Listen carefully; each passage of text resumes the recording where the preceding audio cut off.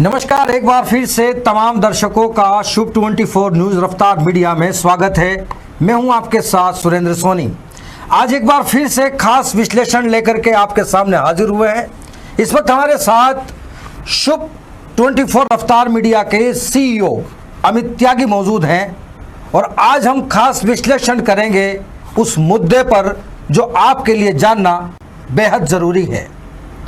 वो मुद्दा ये है कि राजस्थान में आचार संहिता का शंखनाद हो गया। शंखनाद होने के कुछ ही चंद घंटों के बाद बीजेपी ने इस चुनावी महाभारत में 41 योद्धाओं को इस चुनावी रण में उतार दिया है।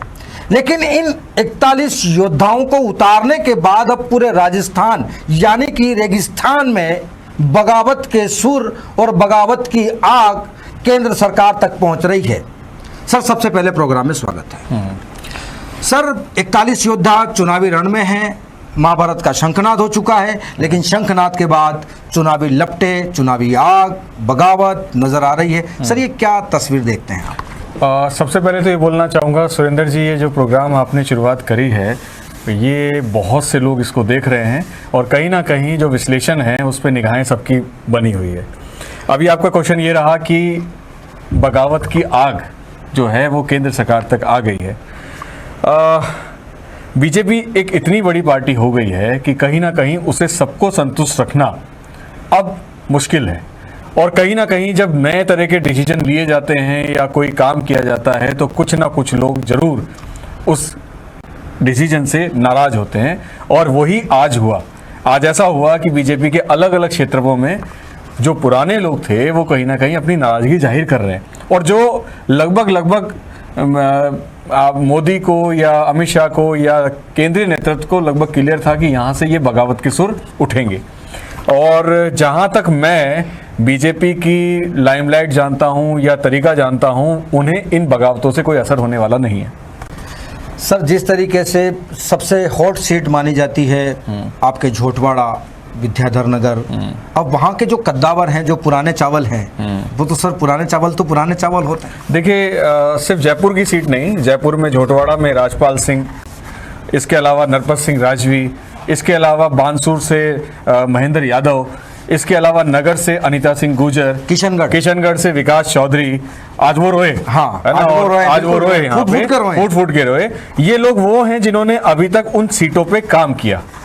मैं राजपाल सिंह शेखावत की बात अगर हम सोचते हैं तो वो मंत्री रहे, मंत्री होने के बाद भी उन्होंने इस बार बहुत काम किए। असल में राजपाल सिंह शेखावत ने इस बार बहुत ज़्यादा काम किए गए क्योंकि पिछली बार वो हारे थे अपनी वाकपटुता की वजह से। कुछ लोग नाराज हो गए कि वो कुछ भी बोल देते हैं, लेकिन इस बार मैं उनको पिछले 4 साल से देख रहा हूँ कि वो उस क्षेत्र में काम कर रहे हैं और कहीं ना कहीं ये लग रहा था कि वो अपनी सीट को क्लियर करना चाह रहे हैं। लेकिन नेतृत्व क्या चाह रहा था? नेतृत्व ये चाह रहा था कि इस बार कुछ नए चेहरे उतारे जाएं और उन्होंने, अगर वो नरपत सिंह राजवी का अल्टरनेट कर सकते हैं, यानी कि वो सबको अल्टरनेट कर सकते हैं, क्योंकि नरपत सिंह राजवी कहीं ना कहीं भैरव सिंह शेखावत की जो सीट थी, उनका जो टैग था, उसको भी बीजेपी की नेतृत्व ने हटा दिया। तो राजपाल सिंह शेखावत बहुत छोटे चेहरे हैं नरपत सिंह के सामने। हाँ सर, मैं ये लिस्ट मेरे हाथ में है, 41 जो सूची जो नाम है, इस नाम में आपने गौर किया होगा कि बीजेपी ने वापस उन्हीं सीटों पर उन्हीं उम्मीदवारों को वापस से मौका दिया है आजमाने के लिए जी, कि जो 2018 में चुनाव हार चुके हैं। जी, मैं आप ये दिन में भी मेरा और आपका एक डिस्कशन हुआ था और आपने कहा था कि सर ये ऐसा क्यों हुआ, हाँ, और मैंने कहा इसका जवाब मैं आपको शाम को दूंगा। बिल्कुल, इस एनालिसिस में आप मुझे देने वाले। जी, अगर हम कहीं ना कहीं आप एनालाइज करें नरेंद्र मोदी को, तो उनका एक बहुत बड़ा, मैं उनको कम से कम कंपेयर करता हूँ महेंद्र सिंह धोनी से। वो अपने लोगों को हारने के बाद भी मौका देते हैं। इसका बहुत बड़ा उदाहरण है राहुल गांधी के सामने स्मृति ईरानी। जब स्मृति ईरानी, अगर अमेठी की सीट ऐसा माना जाता था कि शायद वो अविजय है, उसे बीजेपी कभी जीत नहीं सकती है, लेकिन उन्होंने स्मृति ईरानी को राहुल गांधी के सामने लड़ाया और पहली बार स्मृति ईरानी हार गई। हारने के बाद भी उनको मंत्री बना दिया गया और मंत्री बनाने के बाद जब दोबारा चुनाव हुए तो दोबारा लड़ाया गया और राहुल गांधी के सामने स्मृति ईरानी जीत गई। तो जो पैटर्न है खासकर नरेंद्र मोदी और अमित शाह का, वो ये है कि हारना इंपॉर्टेंट नहीं है। क्या वो जिताऊ कैंडिडेट है, क्या वो वहां मेहनत कर रहा है। अगर वो पहली बार हारा है तो जरूरी नहीं कि वो दूसरी बार भी हारे, और अगर वो हारा है तो उसे पता है कि उस इलाके के क्या क्या घटनाक्रम है और क्यों हारा है। तो उन्होंने कुछ ऐसे लोगों को दिया है जो हार के भी अगली बार उन्हें चांस देंगे और जीतने का मौका देंगे। सर, सबसे बड़ा सवाल एक और पनपता नजर आ रहा हुआ, जिस तरीके से बगावत के सूर जो पनप रहे हैं, उसमें एक सबसे बड़ी खास बात यह है कि जिस तरीके से बीजेपी ने एक अलग पैटर्न पर नया दाव चला है।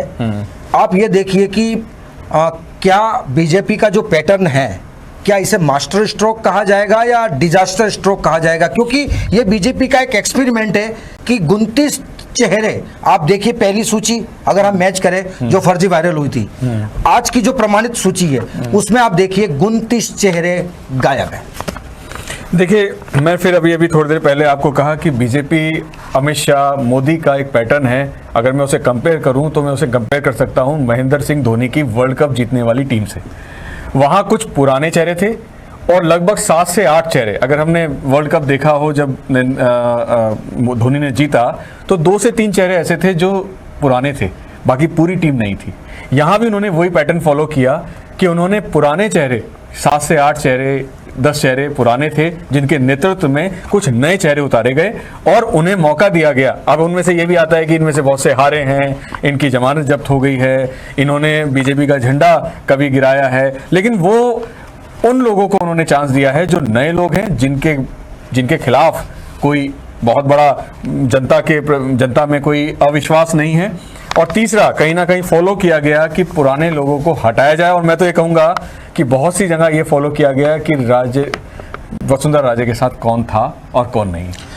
सर, जिस तरीके से मोदी ब्रिगेड से 7 बड़े योद्धा जो हर एक चक्र को तोड़ना जानते हैं, उस चुनावी महाभारत के हर एक चक्र को तोड़ना चाहते हैं, जानते हैं, हर एक रणनीति को जानते हैं, क्या आपको लगता है कि 7 सांसद जो हैं वो 14 विधानसभाओं पर अपना फोकस डाल सकते हैं? क्योंकि एक सांसद के अंडर में जो है वो 2 विधानसभा आती है, यानी कि 7 सांसद मैदान में है, तो क्या वो 7 सांसद 14 विधानसभा को क्या फोकस कर पाएंगे?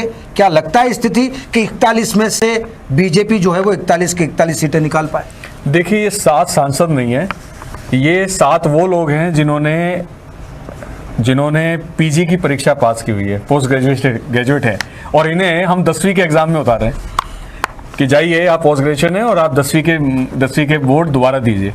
डिमोनेशन नहीं है ये, बल्कि बीजेपी की स्ट्रेटेजी है कि उन 7 लोगों के अंडर में उन्होंने 41 लोगों की टीम, यानी हम माने करीबन 30 लोगों की टीम उनके अंडर में डाल दी है। और कहीं ना कहीं, जैसे अब आप पैटर्न को देखिए, पैटर्न ये कहता है कि इधर आपको किरोड़ी लाल मीणा जो है नेतृत्व कर दिया है, उनके अंडर में जो छोटे छोटे मीणा समाज में अब बहुत बड़े बड़े लीडर्स आ गए हैं, लेकिन पहले किरोड़ी लाल मीणा ही एक बड़े नेता हुआ करते थे। ठीक है, उनके पैटर्न में उस इलाके को धीरे धीरे एससी बेल्ट में मीना बेल्ट में, और कहीं ना कहीं उनके कहने से या उनके नेतृत्व में कुछ लोगों को नीचे उतार दिया गया। ऐसे ही जयपुर की जो सीट जो बहुत ही भारी मानी जाती थी, वहां पे 2 बड़े अपने नेता उतार दिए गए। अगर 2 का अल्टरनेट किया गया है तो उसके बराबर ही समकक्ष लोग उतार दिए गए, जो यंग भी हैं, जो पहले से विधानसभा चुनाव, लोकसभा चुनाव जीत चुके हैं, उन्हें एक्सपीरियंस है और वो यहाँ के एरिया में काम कर चुके हैं। हम अगर राज्यवर्धन सिंह राठौड़ की बात करते हैं तो वो जयपुर लोकसभा सीट से ही जीते हुए थे। ठीक है, और उन्हें एक्सपीरियंस है कि वो इस इलाके को जानते हैं, ऐसा नहीं कि उनको ऐसे ही उतार दिया गया है। जयपुर से दिया कुमारी आती है और उन्हें पता है कि जयपुर का इलाका कैसा है, उन्हें यहाँ उतार दिया गया है। तो पैटर्न ये फॉलो किया गया है कि कुछ एक्सपीरियंस लोगों के अंडर में कुछ नए लोगों की टीम उतार दी जाए। सर, आखिरी सवाल करूंगा कि जिस तरीके से देखा जा रहा है कि पहले लिस्ट कांग्रेस की आएगी, पहले लिस्ट बीजेपी की आएगी, लेकिन बीजेपी ने जो है वो नेले पे देला मार दिया। क्या आप लग रहा है कि कांग्रेस की जो लिस्ट आने वाली है उसमें विचार मंथन हो रहा है? क्योंकि आज CWC की दिल्ली में बैठक भी हुई थी जिसमें सोनिया गांधी से जो है वो अशोक गहलोत की 50 मिनट की बातचीत भी हुई थी। तो क्या लग रहा है कि अब इन धुरंधरों के सामने कांग्रेस के कौन से ऐसे धुरंधर चेहरे हो सकते हैं? हमारे दर्शक ये जानना चाहते हैं ताकि हम उन चेहरों पर पहले ही मोहर लगा सकें। देखिए, कांग्रेस इस मामले में कुछ पिछड़ सी गई है या अब उसके डिसीजन और चेंजेस होंगे, क्योंकि कहीं ना कहीं उन्होंने विपक्ष को देख लिया है। तो अब उनके सामने ये नज़रिया आता है कि सामने कौन उतरेगा। अगर हम बात करते हैं जयपुर सीट की, तो झोटवाड़ा में अब राजवर्धन के सामने कौन, लालचंद कटारिया या कोई और? लालचंद कटारिया शायद इस बार चुनाव वहां से लड़ना नहीं चाहते हैं। अच्छा। वो अपनी सीट को चेंज करना चाहते हैं, आमेर जाना चाहते हैं सतीश पूनिया के सामने। लेकिन वहां उनका अल्टरनेट कौन? सतीश पूनिया के बाद अगर सतीश पूनिया की और जगह अब वहां की जगह कौन होगा? या मंगला सरिया, मैंने कल भी बात कही कि अगर सीताराम अग्रवाल सामने उतरना चाहते हैं तो उनके सामने एक महिला कैंडिडेट है, तो अब चेंज, क्योंकि सीताराम अग्रवाल कभी विधाननगर सीट को नहीं जीत पाए, नरपत सिंह राजवी के सामने कभी जीत नहीं पाए। अब क्या होगा? दानिश अबरार के सामने जो है वो किरोड़ी लाल मीणा और सीएम के सलाहकार भी हैं। हमारी जो उद्योग मंत्री रही हैं शंकुतला रावत, उनके सामने बानसूर में जो है शेखावत जी को उतार दिया जाता है। तो कहीं, अच्छा, मैं एक बानसूर की सीट के बारे में और आपको बताना चाहूंगा कि ये बड़ी टिपिकल सी स्थिति हो गई है, क्योंकि यहाँ एक तरफ जो है जो शेखावत जी उतारे गए हैं वो कहीं ना कहीं अरुण जी के बहुत क्लोज माने जाते हैं। इस वजह से एक ब्राह्मण चेहरा या एक जो वसुंधरा के जो क्लोज हैं, जो हमारे रोहिताश शर्मा उनको जो है टिकट नहीं दिया गया, वो जरूर चुनाव लड़ेंगे। इसके अलावा महेंद्र यादव उन्होंने भी ताल ठोक दी है, यानी कि वो भी आएंगे। इसके अलावा ये जो हमारे बसपा के कैंडिडेट हैं वो भी एक यादव हैं। ठीक है। इसके बाद शकुंतला रावत, यानी कि बानसूर एक छोटी सी जगह है, वहां 5 से 6 लोग बड़े चेहरे उतर सकते हैं। अब बड़े चेहरे उतरने के बाद किसकी स्थिति बनेगी, कौन क्या करेगा, ये बड़ी टिपिकल हो जाएंगी, क्योंकि सीटें बहुत ही टिपिकल होने वाली हैं। अभी तक ये अंदाजा लगाया जा रहा था कि 2 बीजेपी और कांग्रेस के बीच में ही हम गेम देखेंगे, लेकिन गेम बदलता जा रहा है। आप झोटवाड़ा की सीट की बात करते हैं तो आज आप ही ने एक दिया है कि जिसमें आशु सिंह सुरपुरा जो हैं उन्होंने टाल ठोकी है, और कहीं ना कहीं राजपाल सिंह शेखावत ने जो है उनके समर्थकों ने बीजेपी कार्यालय में किया है। तो ये तो अभी बीजेपी का ही है, 3 कैंडिडेट बीजेपी के मान लीजिए। ठीक है। अब कांग्रेस में भी ये स्थिति पैदा होने वाली है, यही जिस दिन यही तस्वीरें वहीं नजर आएंगी। लेकिन क्योंकि कांग्रेस की स्थिति एक बगरू सीट है, बगरू सीट से कम भी नाना करते करते 40 कैंडिडेट हैं, चोमू से 105 कैंडिडेट हैं, तो इतने कैंडिडेट हो गए हैं। इस बार का जो चुनाव है वो बहुत ही अलग और बहुत ही अलग नजरिए से देखना पड़ेगा। सर, देखा जा रहा है कि बीजेपी और कांग्रेस में क्या इस डैमेज कंट्रोल को दूर करने के लिए क्या अमित शाह या फिर जेपी नड्डा या फिर मोदी, या फिर अगर कांग्रेस में अगर कंट्रोल डैमेज को करने के लिए क्या लग रहा है कि राहुल गांधी, प्रियंका गांधी कहीं ना कहीं इस मैदान में आएंगे? देखिए, ये जो चुनाव है, ये जो मेला है, ये 5 साल बाद में आता है, और कहीं ना कहीं बहुत से लोग जो राजनीति में आते हैं वो अपना बहुत कुछ इसके अंदर लगा के रखते हैं। वो, ये राजनीति एक दिन का गेम नहीं है।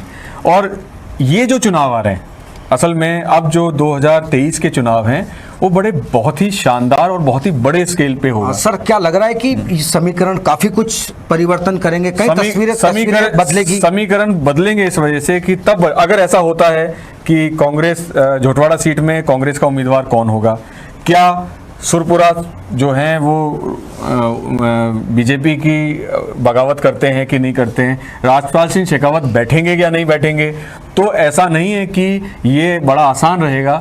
हो सकता है राजपूतों में विघटन हो जाए, हो सकता है कि बढ़ जाए और हो सकता है कि कांग्रेस का उम्मीदवार जीत जाए। लेकिन अभी क्योंकि कांग्रेस की सीट भी इंपॉर्टेंट नहीं है, तो अभी बहुत कुछ रोजाना के घटनाक्रम चेंजेस होंगे।